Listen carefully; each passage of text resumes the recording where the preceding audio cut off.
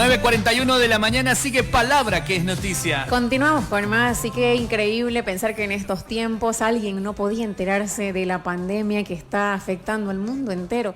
Bueno, ¿cómo está el mundo? Estábamos haciendo más o menos una referencia de lo que pasaba en diferentes países, en Italia, en España.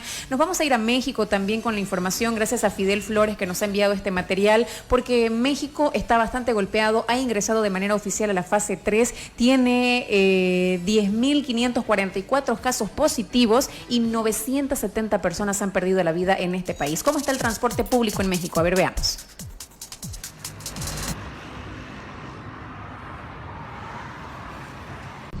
Mi nombre es Fidel Carlos Flores y me encuentro en la zona oriente de la Ciudad de México, muy cerca del sistema de transporte colectivo Metro Estación Aculco. El sistema de transporte público Metro o tren metropolitano, en condiciones normales en Ciudad de México, transporta diariamente a 6 millones de usuarios. Sin embargo, su dinámica en el último mes, al igual que todo el transporte de esta megaciudad de 25 millones de habitantes, se vio drásticamente reducida por la contingencia sanitaria que vivimos. En tal contexto nos encontramos en la última semana de abril con un negativo impacto sanitario y económico en veloz ascenso. A pesar de todo, el metro no ha parado. Con más de medio siglo de funcionamiento, se fue convirtiendo en la columna vertebral de la ciudad. Ese transporte cuenta con 12 líneas, cada una con un número, letra y color distintivo. La longitud total de la red es de 226.49 kilómetros, con casi 200 estaciones, 115 subterráneas, 54 estaciones de forma superficial y 26 estaciones de manera elevada. La estación más profunda se encuentra a 40 metros bajo tierra y la más elevada a 20 metros del piso. En esta contingencia de salud, en transición a la fase 3, las medidas y protocolos de seguridad se han incrementado, siendo obligatorio ingresar al mismo con cubrebocas. Mientras tanto, las clínicas y hospitales de salud públicas y privadas en todas las colonias o barrios continúan con la implementación de medidas y estrategias del Consejo Nacional de Salubridad por coronavirus, el cual entró en marcha desde la primera semana de enero del presente año. Informó desde el oriente de la Ciudad de México Fidel Carlos Flores. En las imágenes, Jorge Gallo García. Le faltó a Fidel que diga para Palabra que es noticia, ¿no? Nos va a dar una entrevista, Fidel, para que podamos compartir en vivo desde lo que pasa en México, además de que ya los bolivianos llegaron de México. ¿Recuerdan, Carlitos, que comentamos, ¿no? Las personas que estaban solicitando colaboración en México para retornar a Bolivia. Pues sí, Nardi. Ya retornaron a nuestro país, están ingresando en cuarentena. Radioactiva 2020. Hacemos feliz a la gente. Estás escuchando Palabra que es noticia. 9:40 de la mañana, Nardi Rodríguez, ¿usted? Sí, bueno, saludos para la gente que nos está siguiendo a través de las redes sociales. Ricardo Franco, que nos envía un holita. Hola, hola, hola, nos dice. Los saludamos también a esta hora de la mañana. Hemos tenido muchísima gente que nos pide, por favor, que podamos repetir los números de teléfono de la ingeniera con la que estuvimos conversando a propósito de qué se tiene que hacer, cómo se debe preparar para que usted pueda hacer la desinfección en diferentes lugares, ¿no? Señoras y señores, ayer hablábamos de lo que está ocurriendo en México, ¿cierto, Carlitos? Teníamos un video de nuestro amigo Fidel Flores que se encuentra en este lugar y ya está con nosotros para saludarlo en vivo, en directo. Pues órale. está listo ya Fidel Flores con nosotros. Fidel, buenos días. ¿Cómo está México a esta hora de la mañana? Muy buenos días, un cordial y fraternal saludo para su auditorio, Nardi. Hace mucho tiempo que no la veía, recuerdo allá por el 2002, 2003 ha debido ser en alguna ocasión ahí por la Universidad Evangélica, donde daba clases en algún momento de mi carrera profesional. Bueno, volviendo al punto, bueno, México está nosotros ahora en la fase 3 en estos momentos, y eso implica, por ejemplo, a propósito de la nota que les hice sobre el metro, esto implica medidas más rigurosas. Por ejemplo, de las 200 estaciones que existen en el metro, 40 aproximadamente dejan de funcionar. y obviamente los espacios de la sana distancia se hacen también mucho más rigurosos y vigilados por la policía y las autoridades que controlan el metro. Además, el Metrobús, que es otra parte que se extiende del metro, dejan de funcionar aproximadamente 50 estaciones. Considerando que esta columna vertebral de la ciudad, esta ciudad de 25 millones de habitantes, en este país de 130 millones de habitantes, la columna vertebral, le decía, pues se ha visto reducida dramáticamente y obviamente tiene que ver pues, con la contingencia sanitaria, ¿no? Entonces, en este sentido, las medidas son más rigurosas en función de la fase 3 y además indicarle que al corte oficial de Secretaría de Salubridad, al día de ayer a las 7, 8 de la noche, como son las conferencias todos los días. México va aproximadamente en los 11.700 personas que han sido infectadas y 1.069 fallecidos. El subsecretario de Salud Federal, Hugo Gatell, hace esta conferencia todos los días. Y bueno, él informaba de que además las proyecciones que se hacen para México, se estima que es probable que a la primera semana de mayo el país llegue a las 8.000 defunciones. También es importante destacar que esta estrategia de salud viene funcionando en México desde la primera semana de enero. Creo que por la Organización Mundial de la Salud, además, México fue de los primeros países en tener una estrategia clara de lo que iba a venir y todos estos números y estas estrategias y estas proyecciones que se hacen fueron desde aquel tiempo, ya pasaron pues al día de abril, ya un tiempito. Entonces, ahí vamos saliendo dentro de toda esta contingencia sanitaria con una política sanitaria que en los primeros momentos fue no comprendida en América Latina, pero México siguió con su ruta que tiene que ver con la mitigación sanitaria. Es otra la estrategia que se hace. Aquí, por ejemplo, no se obliga a través del ejército ni de la policía a que la gente deje de salir a la calle. Es más, se apela a la concientización y eso lo hace el presidente a través de sus conferencias mañaneras. Por ejemplo, en este momento está, como todos los días, creo que es el único presidente que está todos los días en conferencias mañaneras ante reporteros de la prensa nacional y extranjera. Y también en la noche se hacen las conferencias diarias para transparentar absolutamente todo en cuestión de los números de la gente, los hospitales y de las estrategias de salud. Y ahora se está haciendo también en la tarde otras conferencias diarias para informar la cuestión económica, los créditos que se van canalizando hacia las personas, un crédito que se llama bajo palabra. ¿Alguna pregunta, Nardi?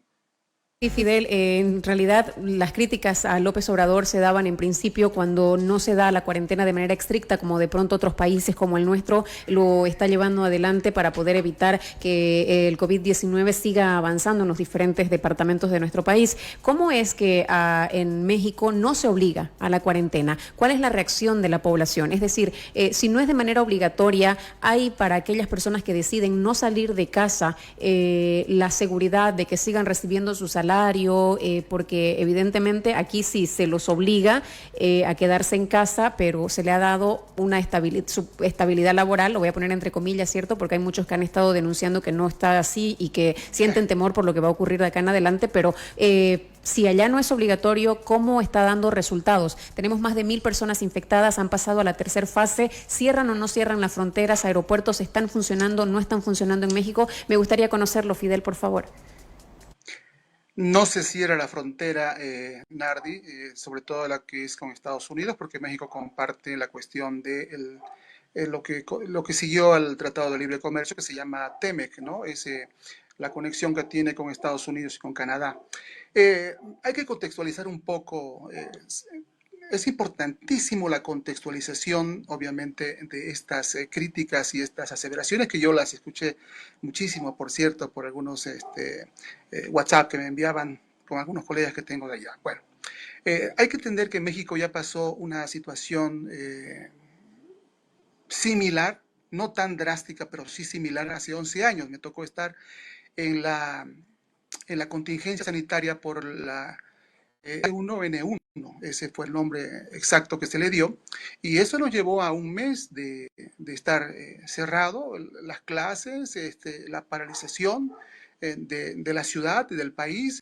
Imagínate que en esa época el epicentro era México, o sea que la Wuhan de China, que hoy es o fue el epicentro en términos del COVID, hace 11 años fue México. Entonces, afortunadamente, con sus errores y con sus aciertos, toda esa experiencia se volcó para poder hacer la estrategia y afrontar esta pandemia. De hecho, debo decirte que uno de los protagonistas en esta estrategia es el subsecretario de Salud Federal, Hugo López-Gatell. Obviamente no es solamente una persona, sino que se genera todo un equipo científico, donde está el CONACYT, el Instituto Politécnico Nacional, la UNAM, autoridades de gran renombre. O sea, no es improvisado, eso quiero dejarlo bien claro, ¿no?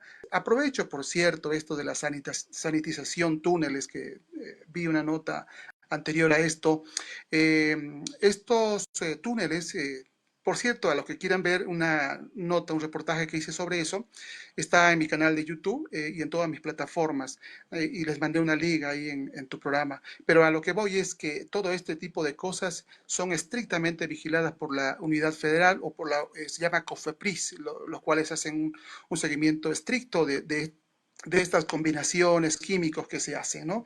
Y bueno, se instala en los mercados, en los ingresos a las alcaldías, a los centros donde hay más concurrencia, pero obviamente donde la concurrencia en estos tiempos ha disminuido, pero aún así se generan estos túneles para que la gente de manera gratuita, es importantísimo esto mencionar, y vigilado puede entrar digamos, a desinfectar, como lo decía la persona que entrevistaste, por 3 horas o 4 horas, porque no dura más. Te decía yo sobre el contexto. Ese es el contexto, y reitero nuevamente, se llama mitigación, la política, mitigación y concientización. Eso es lo que se llama de manera general lo que está llevando las autoridades sanitarias y aplicando aquí en México. Y bueno, estamos en esa fase, te decía, en la fase 3, y estaremos entrando a la semana más importante, más fuerte, que será allá por la primera semana de mayo.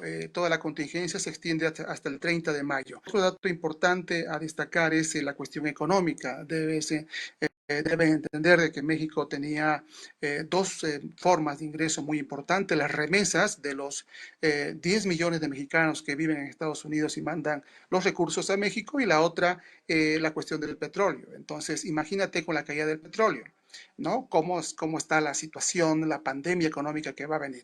Aquí lo interesante y que debo resaltar es que México le apostó al no endeudamiento. Obviamente, este gobierno que se autodenomina de la Cuarta Transformación, tiene que ver con cambiar toda la política anterior, tanto del gobierno priista y del panista, que seguían políticas neoliberales para hacer al Estado muy reducido y generar mayor fuerza de la empresa privada. Este gobierno apostó por darle un giro. Esto quiere decir de que está apostando por el no endeudamiento, y esto se concentra en políticas generales, macrosociales, como luchar contra la corrupción, el no endeudamiento y la austeridad republicana. Estamos hablando de una austeridad muy intensa de parte de la gente que está dirigiendo este país. Otra de las cosas importantes es que se creó un instituto, curioso el nombre, por cierto, Institución para Devolverle al Pueblo lo Robado se llama. Lo puedes buscar en internet. Curioso te digo porque esto tiene que ver con todo lo que se decomise, Unidad de Inteligencia Financiera, que es una entidad que tiene que ver, rastrear dinero que está en los bancos, en distintas inversiones que se hacen, no solamente que fueron observadas por temas de corrupción, sino que está asociada al narcotráfico. Todo este dinero automáticamente se captura, se va a generar o se generan leyes con la Fiscalía General de la República, y se canaliza hacia la contingencia sanitaria, los que están siendo peor afectados, ¿no?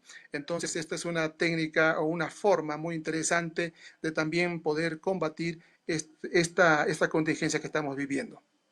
que se daba ayer, el 50% del descuento que va no solo presidente, sino de ahí van bajando los diferentes niveles, pero será un dinero que va a estar principalmente proyectado para poder combatir esta pandemia que se está luchando contra la misma en diferentes lugares del mundo. Fidel, un pantallazo general y muy pero muy importante de lo que está pasando en México con la no obligación de la cuarentena, pero la gente que la está acatando, con el metro que funciona, con las cámaras de desinfección que están funcionando de manera gratuita en este lugar, con los aeropuertos que continúan trabajando sus operaciones de una manera, vamos a llamarla normal, porque no es normal. En muchos lugares han cerrado fronteras, entonces esto impide que puedan llegar o salir hacia esos espacios las personas que se encuentran en México. Un grupo de bolivianos que estaban en México pidiendo colaboración han logrado aterrizar ya en Bolivia, se encuentran en una cuarentena. Y hay un otro tema que me gustaría muchísimo finalizar con esto, porque el mariachi es, por supuesto, tradición mexicana y se ganan la vida cuando van a las diferentes plazas. Los podíamos encontrar allí para poder disfrutar de su música y ellos de ganarse el dinerito. ¿Cómo está siendo este sector? ¿Cómo se ha visto golpeado en esta pandemia los mariachis? Por favor, Fidel. Bueno, la cuestión de los mariachis y el turismo en realidad, ¿no? Tienes que conocer, por ejemplo, que por una orden del gobierno de la ciudad, de la jefa de gobierno Claudia Sheinbaum, por ejemplo, está prohibido, ellos han suspendido Plaza Garibaldi, no hay ningún tipo de actividad ahí, está suspendido. Entonces, debo decirte que el sector que más impacto ha tenido y obviamente está asociado al mariachi ha sido el turismo, sobre todo el turismo extranjero y latinoamericano, que viene a México a empaparse de esta cultura y de estas dos civilizaciones importantes que tiene, como es la maya y la azteca. Pero déjame también acotar algo. Decías tú de las personas que fueron repatriadas a Bolivia hace poco. Entiendo de que llegaron 101 personas. Fíjate que en México precisamente la publicación de las noticias fueron de ayer, antes de ayer, que fueron repatriados 161 connacionales de Perú y Bolivia. De Bolivia fueron como 85, pero en realidad lo que hizo México es enviar un avión de la Fuerza Aérea Mexicana para repatriar a sus connacionales, y debo decirte que México sigue una política de Estado donde a través de protocolos, ellos tienen mucha experiencia en zonas de conflictos y esto tiene que ver con que ellos aplican esos protocolos de repatriación y hasta este momento van 10.321 repatriados en todo el mundo. Y obviamente esto lo hacen a través de Relaciones Exteriores y la Sedena sin absolutamente un costo de las personas que repatrian. Fidel, muchísimas gracias. Gracias por el contacto, un gusto de verdad de saludarlo a la distancia. Esperamos que México pueda sobrellevar de la mejor manera esta pandemia que nos está afectando a todos. Enviamos un saludo muy cordial y fraternal para usted, los residentes bolivianos que han hecho como suya la tierra de México. Carlitos nos pone musiquita ahí de fondo para a través de ella viajar. Ándale. Hasta allá, hasta donde usted está, ahí en México. Buenos días, Fidel. A ver cuándo nos visitan, un gusto. Saludos a Fidel, muchísimas gracias por la información desde México, Distrito Federal.